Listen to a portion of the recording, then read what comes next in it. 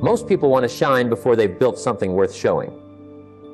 They want applause before effort, recognition before readiness. But life doesn't work that way. The rich, not just in money, but in wisdom and strength, they understand something deeper. The world only claps for those who have first clapped for themselves in private. You see, true wealth begins in the quiet hours, the hours nobody sees, nobody celebrates, and nobody records. It's when you stay up learning instead of scrolling, saving instead of spending, thinking instead of talking. That's where the foundation of greatness is laid, in silence. When I started, I didn't have much. No big house, no fancy title, not even a decent suit. But I had a hunger to grow. And I learned early on that you can't build a skyscraper on weak soil. I had to build myself first, my discipline, my habits, my philosophy. The rich don't chase the spotlight, they build the power plant. Because when you own the source, you can create light anytime you want. Most people are busy decorating their walls. Few are busy strengthening their walls. And that's why when storms come, one collapses while the other stands. So if you want to shine, first get comfortable in the shadows. If you want the world to notice, first learn to notice your own shortcomings. The foundation is never glamorous. No one visits a construction site and applauds the cement. But that cement holds the mansion. The same goes for your wealth. Spend your early years learning, investing, studying, and failing quietly. Keep your goals close to your chest, not because you're hiding, but because you're preparing. The seed doesn't announce itself to the soil, it just grows. And when it breaks through the ground, that's when the world finally sees what's been happening all along. The truth is, the applause comes later, much later. But when it does, it will be for the version of you that spent years in discipline, in struggle, in quiet creation. So stop trying to prove and start trying to produce. Stop wishing for the easy path and start wishing for the strength to walk the hard one. Because wealth, success, and freedom, they are built long before they are seen. The rich build before they shine, and when they finally do, it's blinding. Wealth isn't built by accident, and it certainly isn't built by paychecks alone. Most people believe that once they earn more, they'll start saving, investing, or giving. But that day rarely comes, because money doesn't change habits, it amplifies them. If you mismanage $100, you'll mismanage 100,000. The principle is simple. It's not the amount that counts, it's the plan that counts. The wealthy understand that money must be directed, not drifted. They know that wealth grows in percentages, not paychecks. I learned this the hard way. In my early years, I worked hard but had nothing to show for it. My problem wasn't effort, it was management. I kept thinking that if I earned a little more, everything would be fine. But I discovered that the real secret wasn't earning more. It was mastering the small percentages that shape the future. Save 10%, invest 10%, give 5%, and live on the rest. It sounds simple, almost too simple, but that small discipline builds financial independence faster than any raise or bonus ever could. Because while income feeds your lifestyle, percentages feed your wealth. Think of it like planting seeds. Every dollar saved and invested is a seed that compounds quietly underground. It doesn't shout, it doesn't show, but it multiplies. Over time, those small amounts create shade for your future. But most people, instead of planting, keep eating their seeds and then wonder why nothing grows. The rich, on the other hand, never consume all their harvest. They always leave something to plant again. That's how they create abundance generation after generation. Automation is another secret. The wealthy remove emotion from money. They don't wait to feel ready. To save, they automate it. When you treat saving and investing like a bill you must pay yourself, your wealth starts to grow without effort. And just as important is review. Look at your percentages every month, not to see how much you made, but to check how well you managed. Because discipline beats income every time. So don't say, I'll start when I earn more. Start now with whatever you have. The amount doesn't matter, the habit does. If you can't save a dime from $1, you won't save 100 from 1,000. Remember, wealth isn't built by paychecks. It's built by percentages, quietly, consistently, and intentionally. Making money is only half the battle. Keeping it is where real intelligence begins. You see, the world is full of people who've made fortunes and lost them just as fast. Athletes, celebrities, business owners, they reach the top only to fall because they mastered income, but not management. What you keep is far more important than what you make. The goal isn't to chase money, it's to control it. Because the truth is, money doesn't stay with those who treat it carelessly. It quietly slips away to those who respect it more. I remember meeting a man years ago who earned 3 times what I did at the time, but he was always broke. He lived big, dressed sharp, and everyone thought he was rich. But behind the scenes, debt had eaten everything he earned. His problem wasn't income, it was ignorance. He was busy impressing others instead of securing himself. And that's the trap many fall into. They confuse wealth with appearance. But appearance costs, wealth compounds. So if you want to keep what you earn, first, protect yourself from emotional spending. Never buy with impulse, buy with intention. Ask yourself, does this purchase increase my value or just my vanity? The next lesson is to avoid high-interest debt like a disease. Debt is the tax the impatient pay to the disciplined. It kills momentum, erodes peace, and makes you work for banks instead of freedom. If you borrow, borrow for leverage, something that grows your worth, not your image. Protect your income with diversification and insurance.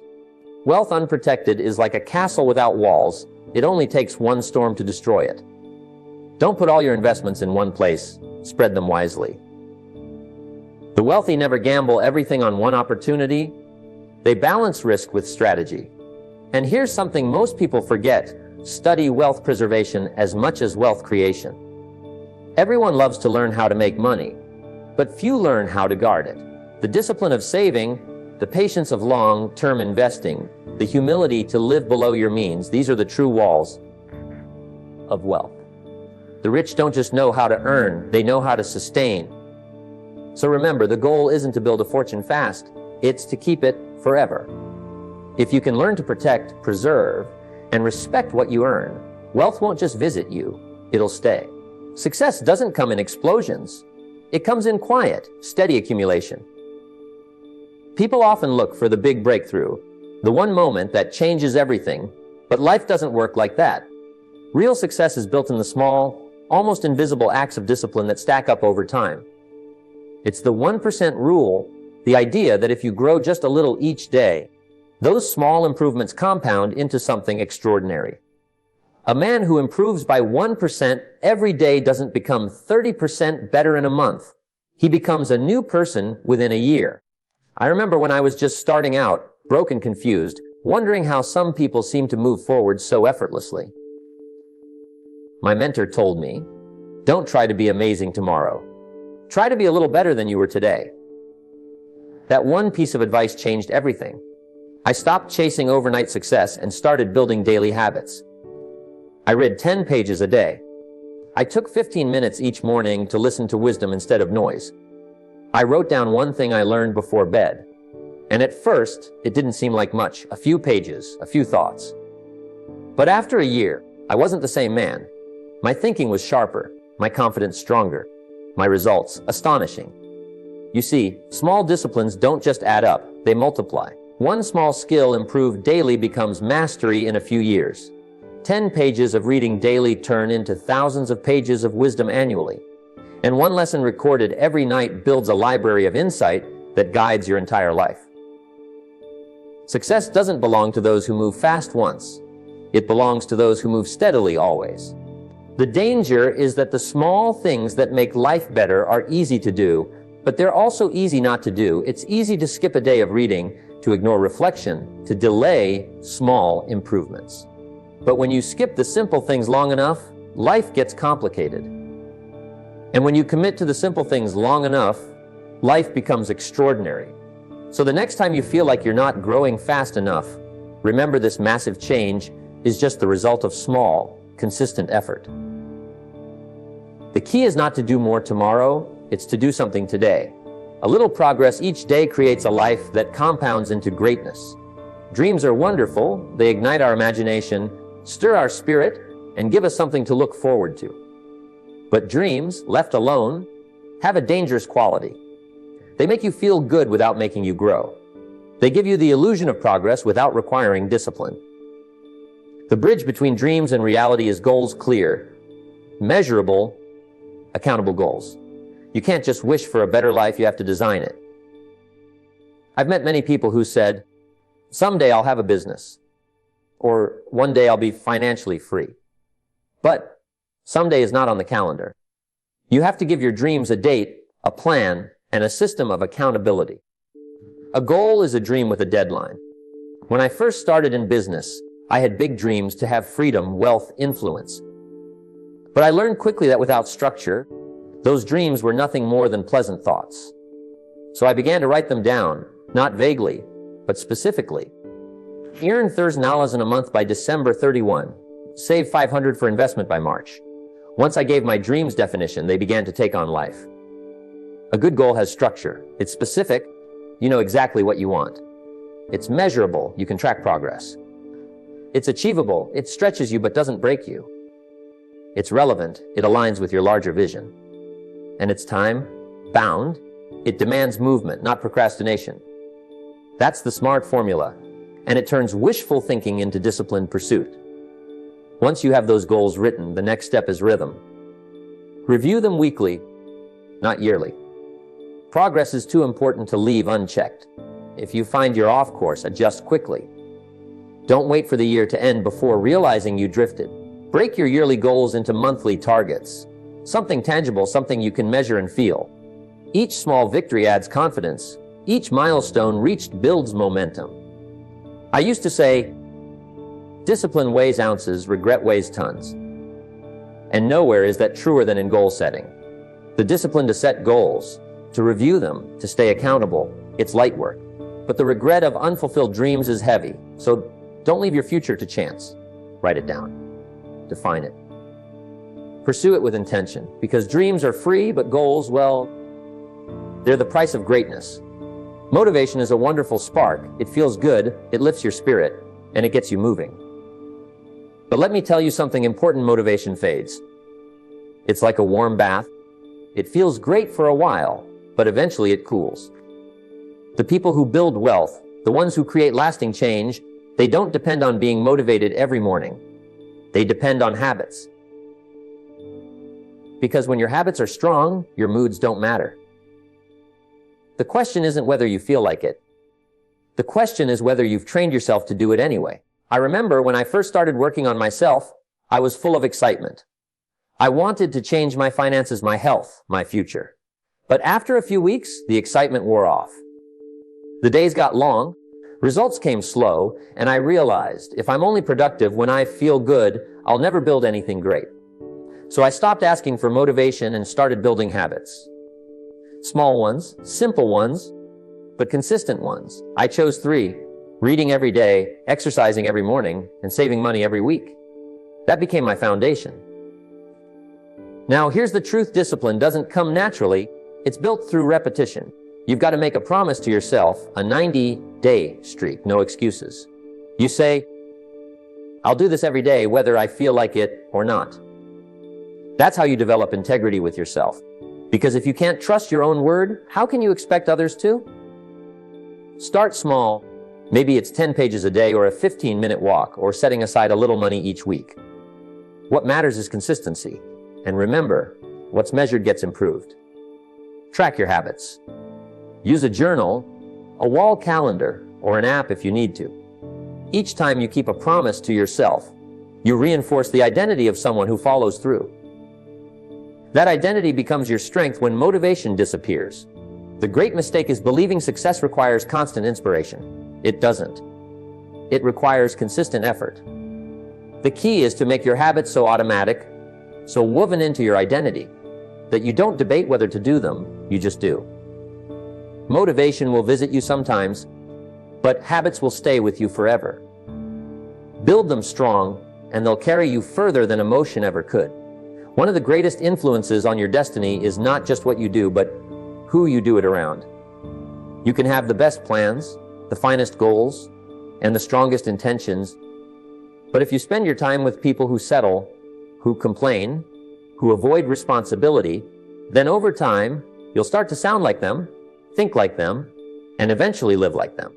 You become the average of the 5 people you spend the most time with, and that's not philosophy, that's reality. When I was young, I had ambition, but no direction. I wanted success, but I surrounded myself with people who didn't. And you know what happens. You start lowering your standards so you don't make others uncomfortable. The turning point came when I met a man who refused to let me stay small. He challenged me, questioned my excuses, and forced me to think bigger. I left every conversation feeling uncomfortable, but also awakened. It was in that friction that growth began. You see, growth doesn't happen in comfort. It happens in challenge. You need people who expect excellence from you, not excuses. People who make you rethink, rework, and refine your behavior. So, do an honest audit of your circle. Ask yourself who is pushing me forward and who is holding me still. If everyone around you agrees with you, it's time to find new conversations. Join groups where progress is normal, where accountability is expected, and where mediocrity is unwelcome. And let me say this, you don't have to cut everyone off, but you must control access. Some people deserve your love, not your time. Spend less time with those who drain your energy and more with those who stretch your vision. If you can't find such a circle nearby, start with books, podcasts, mentors, voices of progress that lift your thinking. Eventually, you'll attract those who match your new standards. Your environment shapes your energy, your standards, and your outcomes. If you place a small tree in a tiny pot, it will never grow beyond its container. The same goes for you. Step into spaces that make you uncomfortable. That's where you expand. You'll know you're in the right room when you stop being the smartest person in it. Choose growth over comfort, and your future self will thank you. Most people spend their whole lives depending on a single stream of income, one job, one business, one client, one paycheck.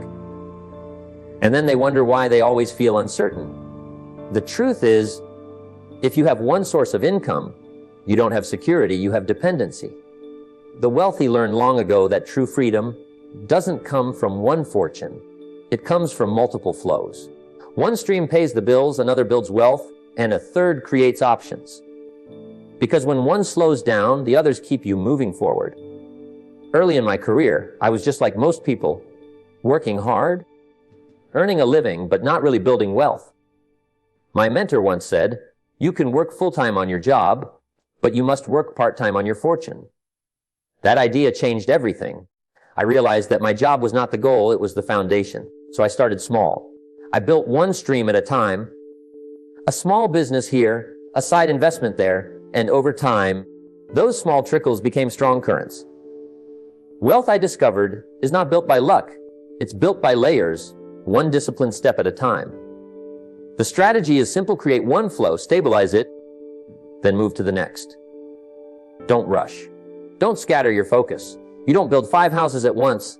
You build one, make sure it stands, then start the second. The same applies to income. Maybe you start with your job, then add a side business. Later, you add an investment, real estate, stocks, or digital assets. The goal is not to make more money just to spend more, but to create systems that keep producing while you sleep. And here's the secret: each flow doesn't just add income, it adds peace of mind. When one market dips, another rises. When one project slows, another keeps moving. That's not just wealth, that's freedom. But it begins with a mindset shift. Stop thinking like a worker, start thinking like an architect. Build financial structures that stand even when you rest. So ask yourself today, if one source of your income disappeared tomorrow, would your lifestyle survive? If the answer is no, that's your signal. Start small, start smart, but start now. Because the goal isn't to earn once, it's to build streams that flow forever. As we close this journey together, remember, wealth and success are never accidents. They are the result of deliberate design. Life responds to structure, not to hope. Most people wait for the right opportunity, the perfect timing, or a lucky break, but the truth is, opportunities are born from preparation. The person you become is far more important than the money you make, because wealth always follows wisdom. Every great change begins with one decision: the decision to think bigger and act sooner. to replace wishes with plans, comfort with growth, and excuses with execution. You don't need to change your whole life overnight. Just commit to changing one small thing daily. Because small disciplines, practiced consistently, turn ordinary people into extraordinary stories. So take these ideas, don't just agree with them, apply them. Build quietly, plan deliberately, act courageously. Let discipline guide your days and vision fuel your nights. Don't just chase success, attract it by becoming the kind of person success is drawn to. Now is your moment. Don't wait for permission, don't wait for perfect conditions. Begin today, build your wealth, design your freedom, and live a life people remember.